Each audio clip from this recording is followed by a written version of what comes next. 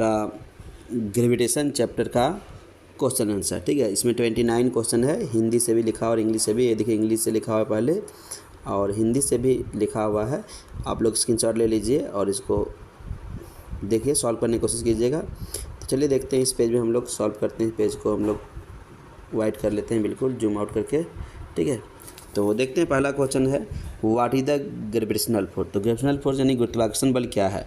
तो जानते हैं दो द्रव्यमान के बीच लगने वाले आकर्षण बल को गुरुत्वाकर्षण बल कहते हैं। The force acting between two bodies is called gravitational force. दूसरा है डिफाइन यूनिवर्सल ग्रेविटेशनल कांस्टेंट। गुरुत्वाकर्षण नियतांक को परिभाषित कीजिए।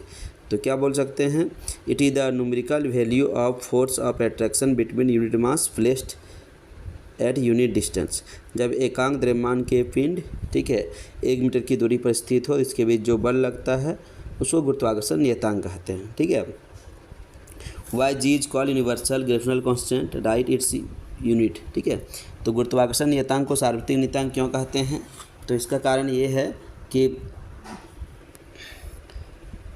जो जी का मान है ग्रेविटेशनल कांस्टेंट का value, because the value of gravitational constant G is independent upon the nature, mass, size of the body, temperature, pressure. ठीक है, the value of universal gravitational is 6.67 10⁻11 newton metre square पर KG square at everywhere in the universe. ठीक है, मतलब गुरुत्वाकर्षण नियतांक का मान ब्रह्मांड के सभी जगहों पर समान रहता है। इसका मान ताप, दाब, विकृति इत्यादि पर निर्भर नहीं करता। इसका मान सदैव रहता है 6.67 10⁻11 न्यूटन मीटर स्क्वायर पर केजी स्क्वायर, इसलिए इसको गुरुत्वाकर्षण का सार्वत्रिक नियतांक कहते हैं। ठीक, क्वेश्चन नंबर 4 देखते हैं। इलेक्ट्रिक और ग्रेविटेशनल फोर्स में दो इलेक्ट्रॉन के बीच जो विद्युत बल और गुरुत्वाकर्षण बल में सबसे ज़्यादा पावरफुल कौन है, तो विद्युत बल है। कितना, 10⁻, लगभग 43 टाइम्स, 10⁻43। ठीक है, 10⁻43 गुना ज़्यादा। व्हाट इज ग्रेविटी, गुरुत्व क्या है। तो gravity is the force attracted by the earth towards its centre. पृथ्वी जिस आकर्षण बल से किसी वस्तु को अपनी केंद्र खींचता है उसे गुरुत्व कहते हैं। ठीक है, इसको वेट भी बोल सकते हैं, इसको भार भी बोल सकते हैं। ठीक है, अगला क्वेश्चन है why do bodies thrown ultimately fall on the earth surface of the earth. जब कोई बॉडी को हम लोग मुक्त रूप से ऊपर की ओर फेंकते हैं तो वो क्यों गिर जाता है नीचे की ओर, तो ये ग्रेविटी के कारण नीचे गिर जाता है। अर्थ में ग्रेविटी होता है, उसी ग्रेविटी के कारण क्या होता है, बॉडी नीचे की ओर गिरने लगता है। What do you mean by acceleration due to gravity. तो गुरुत्वत्वरण क्या है। ठीक है, the acceleration due to gravity is the rate of increase of velocity of a falling body freely. तो पृथ्वी जिस त्वरण से किसी बॉडी को अपनी ओर आकर्षित करती है उसे गुरुत्वत्वरण कहते हैं। ठीक है, तो इट इज डिनोटेड बाय जी, इसको छोटी जी से सूचित करते हैं। It does not depend upon mass, size, shape of the body. ये जो वस्तु का है, जिस वस्तु को हम लोग फेंकेंगे ना, उस वस्तु का द्रव्यमान, आकार और रूप पर निर्भर नहीं करता है। ठीक है, explain why body weigh more at poles and less at the equator. तो अब हम लोग को बताना है कि पोल में किसी बॉडी का भार ज़्यादा होता है, इक्वाटर में यानी विषुवत रेखा में कम होता है। क्यों होता है, तो देखिए पोल की तरफ अर्थ पृथ्वी की त्रिज्या कम होती है और इक्वेटर की तरफ पृथ्वी की त्रिज्या यानी रेडियस ज़्यादा होती है, इसलिए पोल में ज़्यादा वेट होता है और इक्वेटर में कम वेट होता है। ठीक है, what is the weight of a body at the centre of earth give reason. तो पृथ्वी के केंद्र में किसी वस्तु का भार क्या होता है, तो पृथ्वी केंद्र में सेंटर में 0 होता है। और ये क्यों 0 होता है, क्योंकि वहाँ ग्रेविटी 0 होता है। ठीक है, अर्थ के केंद्र में, पृथ्वी केंद्र में ग्रेविटी 0 होता है। If the earth rotates stops rotating about its axis what will be the effect of g. तो अगर पृथ्वी घूमना बंद कर दे तो जी क्या होगा, तो जी का मान क्या हो जाएगा, बदल जाएगा। जी का मान क्या हो जाएगा, बदल जाएगा। तो जी का मान बढ़ने लगेगा सभी जगह पर बढ़ेगा, लेकिन पोल में इसका मान नहीं बढ़ेगा। ठीक है, तो हर जगह पर जी का मान क्या हो जाएगा, अलग अलग रूप से बढ़ेगा, लेकिन पोल में इसका मान क्या हो जाएगा, नहीं बढ़ेगा। ठीक है, और सबसे अधिक मान इसका बढ़ेगा कहाँ पर, तो इसका सबसे अधिक मान बढ़ेगा इक्वेटर पर यानी विषुवत रेखा पर। ठीक है, 11 नंबर क्वेश्चन देखिए। The value of change with, जैसे हम लोग ऊपर जाते हैं तो जी का मान बढ़ने लगता है। तो इसका इक्वेशन क्या हो जाएगा, इक्वेशन निकालना चाहेंगे हम लोग, तो इसका इक्वेशन देखिए हो जाएगा G H equal to G into R by R plus H का स्क्वायर, ये हो जाएगा इसका वैल्यू। ये जी है अर्थ में, जी का अर्थ में मतलब 9.8 अर्थ का रेडियस, और एस जानते हो बॉडी को कितना हाइट पर ले जाएंगे, ये हो गया। ठीक है, नेक्स्ट क्वेश्चन देखते हैं, what do you mean by gravitational field. तो ग्रेविटेशनल फील्ड क्या होता है, अर्थ अपने चारों ओर एक फील्ड बना के रखा है, जहाँ तक कोई ऑब्जेक्ट को, कोई बॉडी को अपनी ओर अट्रैक्ट करता है, उसी फील्ड को बोलते हैं ग्रेविटेशनल फील्ड। मतलब पृथ्वी के चारों ओर का वह क्षेत्र जहाँ तक वह आकर्षण बल लगाता है दूसरी वस्तु पर, उसको कहते हैं ग्रेविटेशनल फील्ड। तो इसका 2 यूनिट होता है, देखिए 2 यूनिट हम लोग देखते हैं इसका क्या, 2 यूनिट क्या होता है। पहला तो यूनिट हो जाएगा न्यूटन पर केजी, दूसरा हो जाएगा मीटर पर सेकेंड स्क्वायर, इसका 2 यूनिट हो जाएगा। ठीक है, ये 2 यूनिट है। 30 नंबर है क्वेश्चन का आंसर।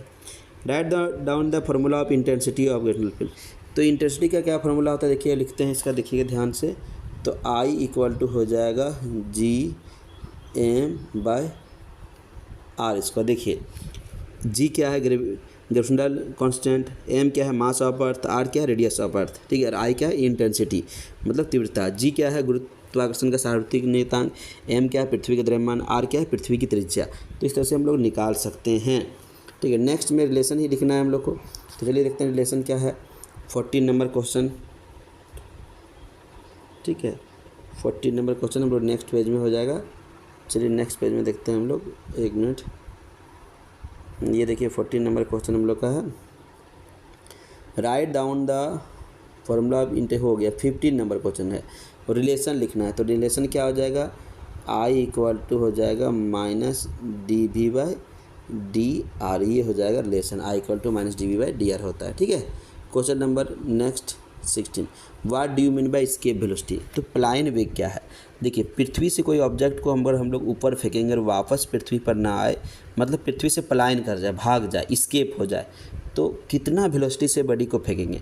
तो बोल सकते हैं द मिनिमम वेलोसिटी ऑफ, या हाँ द मिनिमम या मैक्सिमम जो बोली, the minimum velocity of a body required to escape from the gravitational field of the earth. मतलब पृथ्वी के गुरुत्वाकर्षण क्षेत्र से बाहर निकलने के लिए किसी वस्तु को दिया गया वेग को क्या बोलेंगे, पलायन वेग बोलेंगे। ठीक है, नेक्स्ट क्वेश्चन में इसका मान पूछा गया है। तो पलायन वेग का मान क्या होता है पृथ्वी से, 11.2 किलोमीटर पर सेकेंड। ठीक है, 18 number question, what the relation. तो इसके वेलोसिटी और पलायन रिलेटिव वेलोसिटी में इसका रिलेशन क्या है, इसके वेलोसिटी और ऑर्बिटल वेलोसिटी में। तो इसके वेलोसिटी वी इक्वल टू क्या होता है, √2 इंटू V0। V0 है ऑर्बिटल वेलोसिटी मतलब कक्ष वेग, ये देखिए है पलायन वेग, ये है कक्ष वेग। कक्ष वेग को V0 से सूचित करते हैं और पलायन वेग को VE से। तो V बराबर √2 गुना V0, ये होता है संबंध।